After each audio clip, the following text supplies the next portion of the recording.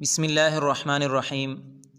نن دا مسله بیانیږي چې څلور رکعته سنت مشپشین منځنه مخشه کدا د چانه پوتی شي نو دغه دای په فرض منځنه بعد په کیم ترتیب سره کوي.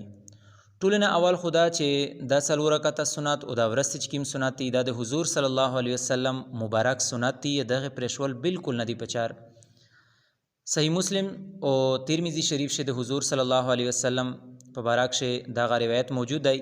کان النبی صلی الله علیه وسلم یصلی اربعا قبل الظهر وبعدها رکعتین چې حضور صلی الله علیه وسلم په مشپشین منځنه مخشه څلور رکعته سنت کول او ورسته دوه رکعته سنت کول. او ابو داود شریف شه د حضور فرمان دی اربع قبل الظهر لیس فیهن تسلیم تفتح لهن ابواب السماء چې مشپشین منځنه مخشه څلور رکعته سنت ی دغې د پورا الله پاک د قبولیت د پورا د اسمون دروازې کولاو کو. او یو حدیث حضور فرمای انها ساعه تفتح فيها ابواب السماء چې دا یو داسې وخت دی چې په دې ټیم کې د الله دی طرف نه د اسمون دروازې کولاو شي، یعنی د الله دی طرف نه رحمتینا برکاتینا انوارات رو نازلیږي. فاحب ان يسعد لي فيها عمل صالح. حضور فرمایي چې د موږ له دا خوشاوي چې په دې ټیم کې د مو یو نیک اعمال د الله پاک مخشه پیشي، یعنی د څلور رکعته سنت حضور صلی الله علیه وسلم مشتستا ترغیب رو کړای دی.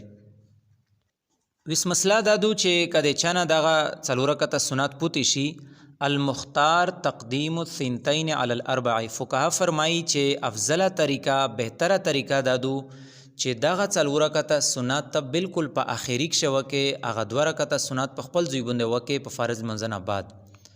خو کچیرې چا داس وکړل چې دغه څلور رکعته فرض منځنه بعد یې دغه پوته شوی څلور رکعته سنت وکړل په اخیری کې هغه دوه رکعته سنت وکړل بیا د دل مين صحیح کیږي. خو افضله او بهتره طریقه دادو چې د څلور رکعته سنتو بالکل په اخیری کې شګاوي.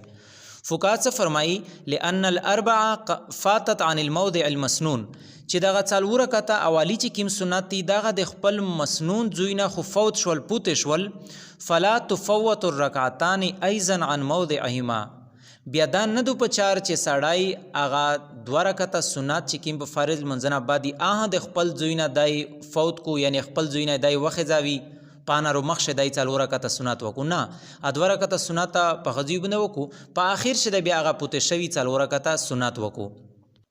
خو فقها چې دا خبره کړی دو چې په اخر کې دای وکو دغه د خپل ځون نه دو کړی د حضرت عائشه رضی الله تعالی عنها روایت دی کان رسول الله صلی الله علیه وسلم چې نبی علیہ الصلوۃ والسلام اذا فاتته الاربع قبل الظهر چې د څلور رکعته سنتو چې مشپشین منځنه مخشه د دنا پوت شول صلاها بعد الرکعتین بعد الظهر چې حضور صلی الله علیه وسلم داغه په مشپشین منځنه بعد چې کیم دوه رکعته سنت پانا بعد و ورسته په اخیری کې شد کاول.